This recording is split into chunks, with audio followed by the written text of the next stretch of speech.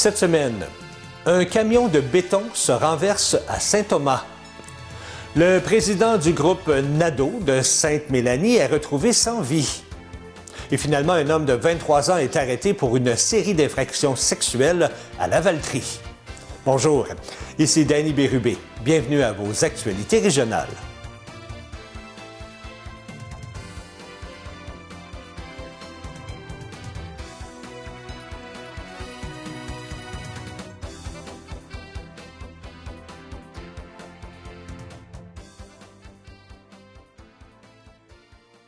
Bonjour à vous à la maison, j'espère que vous allez bien.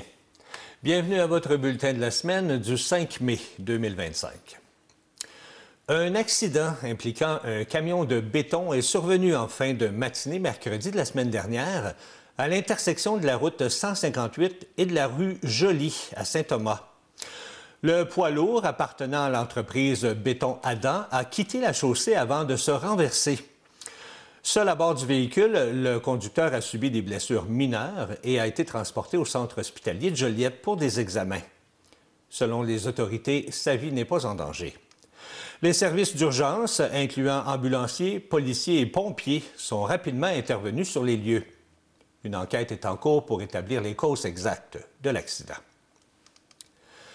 La patrouille nautique du service de police de la Ville de Montréal a retrouvé le corps sans vie de Charles Landreville-Nadeau, 42 ans, dans le fleuve Saint-Laurent près du Vieux-Montréal lundi soir de la semaine dernière.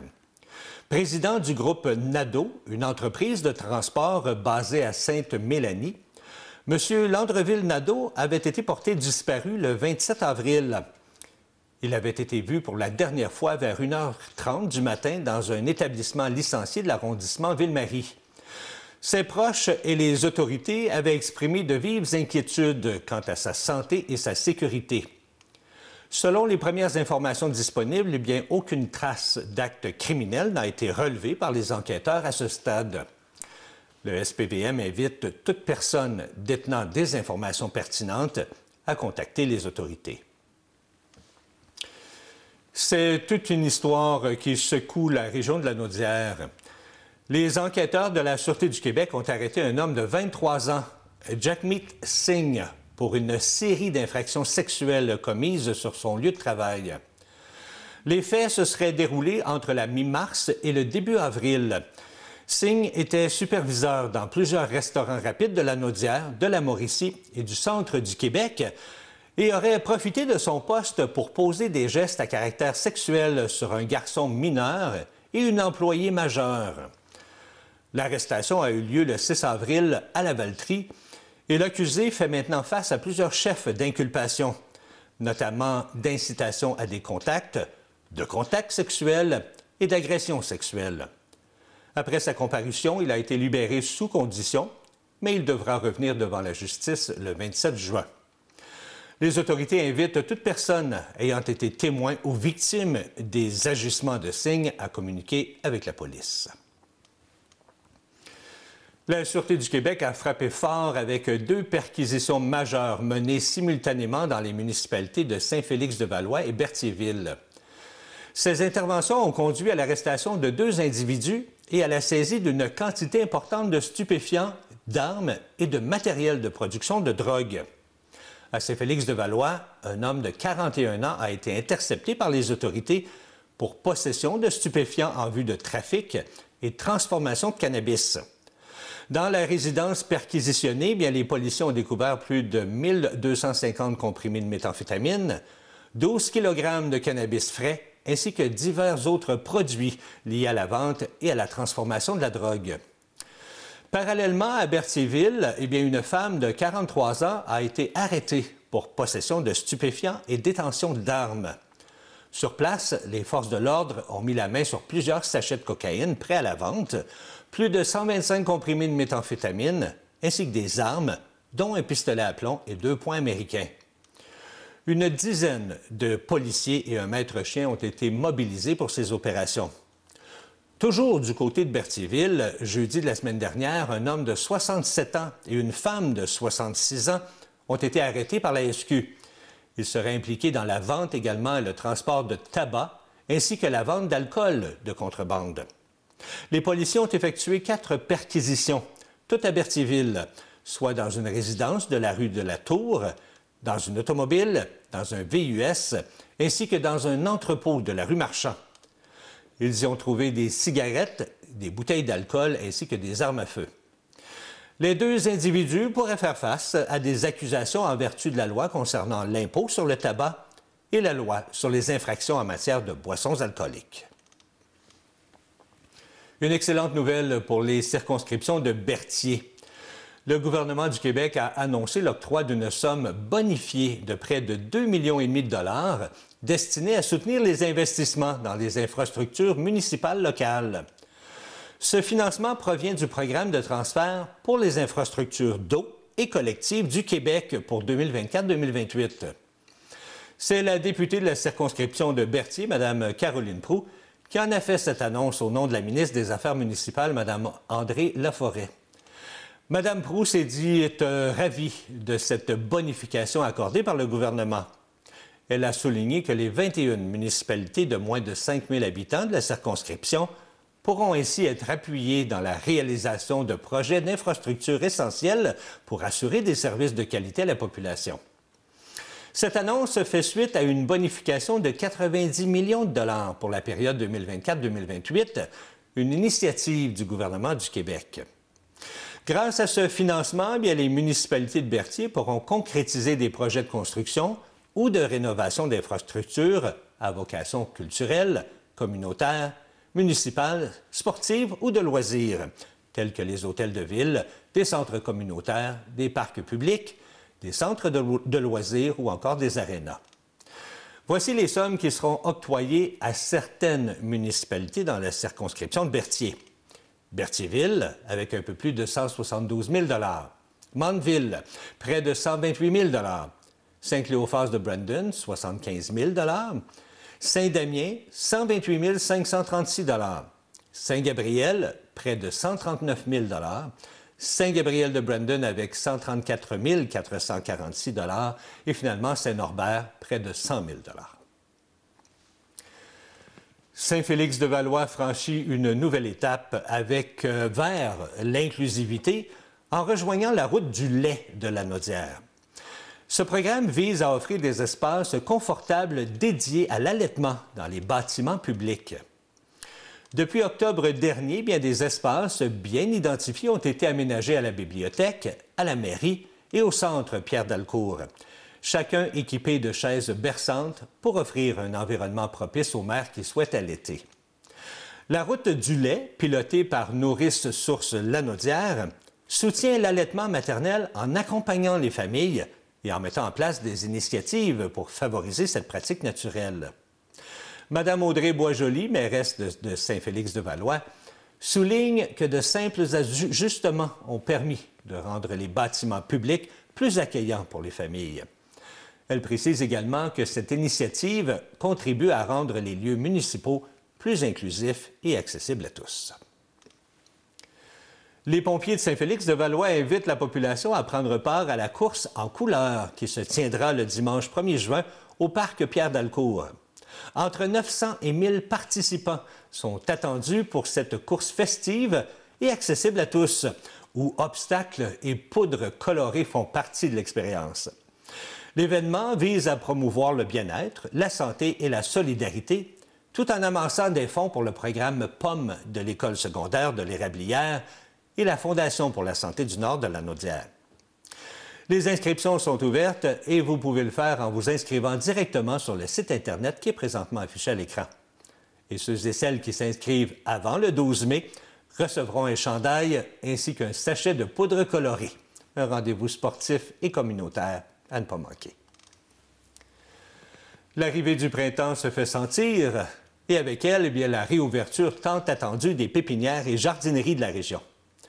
La jardinerie Les Enracinés de Saint-Gabriel de Brandon a marqué l'occasion le 25 février dernier en organisant un 5 à 7 festif pour souligner le début de la saison et par la même occasion son 5e anniversaire. De nombreux passionnés de jardinage et résidents locaux se sont déplacés pour admirer les nouvelles variétés florales offertes cette année et pour se joindre aux célébrations en compagnie des propriétaires et de l'équipe de la jardinerie. Bien sûr, j'en ai profité également pour rencontrer Benoît Blot, un des propriétaires. C'est le 5e anniversaire aujourd'hui de l'endroit où je me trouve, la jardinerie Les Enracinés de Saint-Gabriel-de-Brandon. Et je suis en présence d'un des propriétaires, qui est M. Benoît Blot, le petit-fils de Joe. Alors, comment ça va? Ben oui, c'est ça va très bien, merci. Hey, c'est le 5e anniversaire aujourd'hui. Oui. On fait l'ouverture. Oui, grande ouverture aujourd'hui, vendredi, oui. Et on s'attend à voir plusieurs personnes, parce que c'est pas la première fois que vous faites ça. Non, c'est notre 3e saison pour l'ouverture. On fait un petit 5 à 7, oui. Les gens viennent ici, viennent en pré-vente, si vous voulez. Donc, c'est en primeur, les gens viennent là, voir les fleurs, oui. Et puis, j'ai appris tout à l'heure qu'ici, ce terrain-là, parce que ça fait 5 ans que vous existez, oui. Mais avant ça, c'était à la famille. Oui. Et vous avez décidé de racheter le terrain parce qu'avant, ici, on faisait des récoltes. Oui, bien, on avait planté du sureau précédemment. Il y avait du foin, mais c'était tranquille, on s'entend. Donc, ici, on a fait une jardinerie. Donc, on a bâti des serres, bâti un kiosque, fait drainer la terre et on a planté framboises, bleuets, asperges, où on peut venir faire de l'autocueillette. OK, fait que donc, vous vendez, en plus de vendre des fleurs et vendre des arbres, vous vendez aussi quelques légumes. Moins des légumes, des fruits, exactement, en autocueillette, oui. Okay. Notre but, c'est de produire le plus possible de plantes. Donc, c'est de la production locale. On produit des paniers suspendus, des annuels, des vivaces. Et aussi, on a une section de légumes certifiés biologiques, donc des transplants de légumes qui sont certifiés biologiques par Écossaire. Puis là, les plantes qu'on voit ici présentement, là, ça a tout été cultivé ici, ça? Oui, en grande majorité, ils ont été les paniers suspendus, les annuels et tout ça. Quelques plantes d'intérieur que, évidemment, on ne peut pas les produire ici parce que c'est trop long qu'on achète. Mais la grande majorité des fleuris, oui, sont produits ici. Sont produits ici. Oui. Fait que donc, on fête notre 5e anniversaire aujourd'hui, oui. Ou cette année. Cette année, exactement. Puis j'ai entendu dire entre les branches qu'il allait peut-être avoir quelque chose de nouveau là, qui s'en vient. Oui, il y a du nouveau, mais on ne peut pas en parler tout de suite. Mais dès qu'on le saura, ben, on vous lance un appel. Ah non, on ne peut même pas avoir un petit scoop. Là, malheureusement, non. Ça va venir, ça va venir. Ça va venir? Oui. Bon, on vous tiendra informé là, la journée que ça va arriver, mais pour l'instant, on vous souhaite un beau 5e. Merci. Hein, profitez de la saison, puis on invite les gens en grand nombre à venir ici. On dit l'adresse? Oui, c'est le 317 2e avenue du Domaine Morin à Saint-Gabriel-de-Brandon. Puis je termine en disant que vous êtes probablement le seul ici dans la région qui fournissait des plantes partout, là? Oui. On est le seul producteur horticole du coin à Saint-Gabriel-de-Brandon et tout ça. Et puis, on fleurit la ville de Saint-Gabriel, la ville de Saint-Norbert, la ville de Mandeville, exactement. Donc, quand vous voyez des fleurs, aussi dans les commerces, des quincailleries Piette, chez Marceau, un peu partout. Donc, quand vous voyez des fleurs, ça vient de chez nous, puis on est fiers. Bien, je comprends donc, une belle valeur pour la région. Merci beaucoup, bon 5e. Merci beaucoup.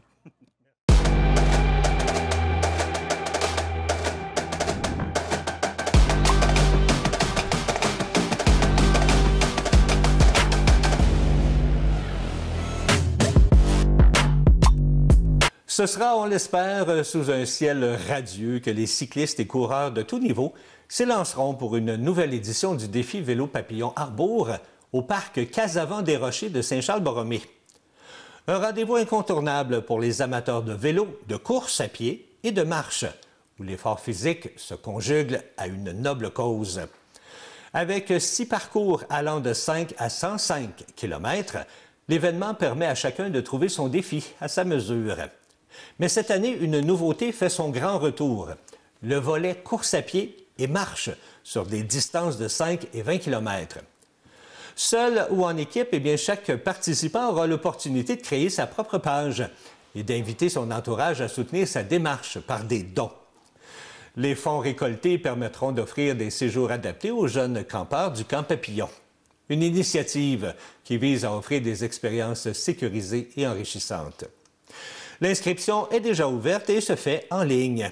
Le coût d'entrée est de 80 $ jusqu'au 1er août et la participation est gratuite pour les enfants de 12 ans et moins qui sont accompagnés d'un adulte.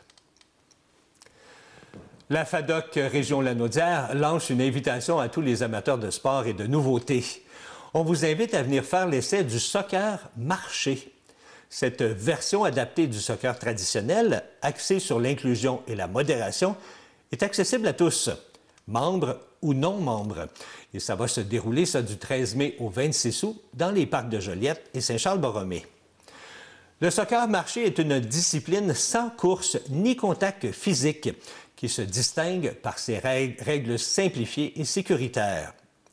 Selon M. Michel Tremblay, fondateur de Soccer Marché Lanaudière, il s'agit d'un sport amusant et inclusif qui pousse les joueurs à relever le défi de jeu à un rythme modéré.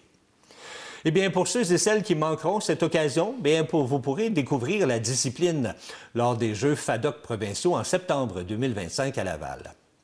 Les intéressés peuvent s'inscrire en ligne sur le site de la FADOC pour une participation à toute la saison au coût de 20 $.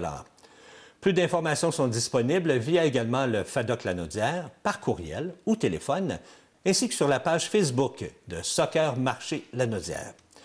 Une initiative qui promet de faire bouger la communauté tout en favorisant le plaisir du jeu dans un cadre détendu et accessible.